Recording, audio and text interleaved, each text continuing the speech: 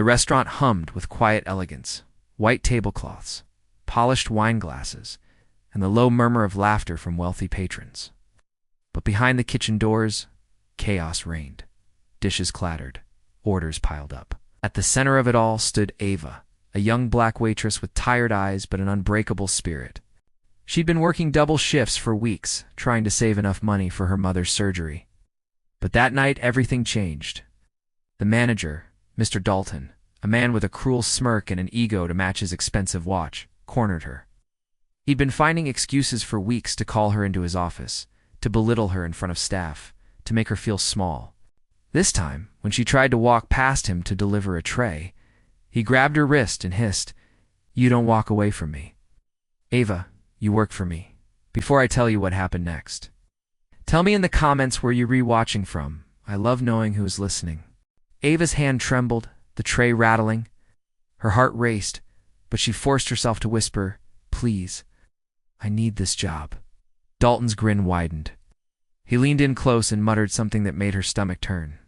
Then, in a sudden motion, he dragged her toward the back hallway, the one that led to the staff bathroom. Inside the dining area, no one noticed, except one man. At a quiet corner table, a tall man with sharp eyes had been watching everything. He wore a tailored black suit, a wedding band glinting faintly under the light, and an expression so calm it was almost chilling. His name was Marcus Moretti, known to the world as a wealthy investor, but to those who knew better, he was the lion of the East Coast underworld. And more importantly, Ava's husband. Marcus had insisted on seeing where his wife worked. Had told her he wanted to surprise her after her shift. But now, watching the manager drag her away, his calm dissolved into a quiet, burning rage. He rose from his seat without a word. Back in the hallway, Dalton shoved Ava against the wall, his voice low and venomous. "You think you're too good to listen? Maybe I'll teach you some respect." Ava's eyes welled up. Her mind screamed for help, but no sound left her lips. Just then, the door creaked open, slow, deliberate, like a blade being drawn from its sheath. Dalton turned. Marcus stood there, silent, still, deadly.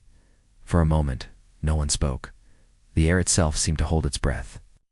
Dalton stammered, "Sir, this is staff only." Marcus stepped forward. His voice, low and calm, carried more weight than a shout. "Ask my wife. You just touched." Dalton's face drained of color. He tried to laugh it off, babbling excuses, but Marcus wasn't listening. He reached out, grabbed the manager by the collar, and pressed him gently, almost too gently, against the tiled wall.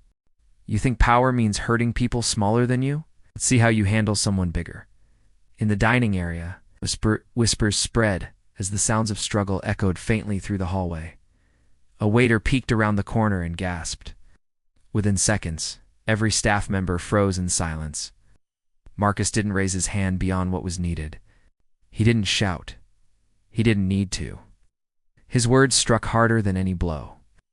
"You will apologize to her," he said, voice trembling with restrained fury. "You will walk out of this place tonight and never come near her again." Dalton, shaking, nodded frantically, stumbled to Ava, muttering a broken apology before bolting through the back door. Ava stood frozen, tears streaming down her face. "Marcus," she whispered, "you promised to stay away from." He stepped closer, brushing a tear from her cheek. "I promised to protect you," he said softly, "and I always will." The next day, words spread like wildfire. The restaurant staff couldn't stop talking about how the arrogant manager quit overnight, and how the quiet waitress walked in the next morning with her head held higher than ever. But behind the gossip, behind the stares, was a deeper truth, one that Marcus understood all too well. Sometimes the world didn't protect good people. Sometimes it took someone willing to walk through darkness for the sake of light. That night, as Ava and Marcus drove home, city lights flickering past, she finally smiled, a tired, fragile smile that carried relief. "You didn't have to do that," she said. He looked at her eyes soft. "Maybe not, but the day I stopped standing up for you is the day I stopped being me." The silence that followed wasn't empty. It was full of love, of strength, of unspoken understanding.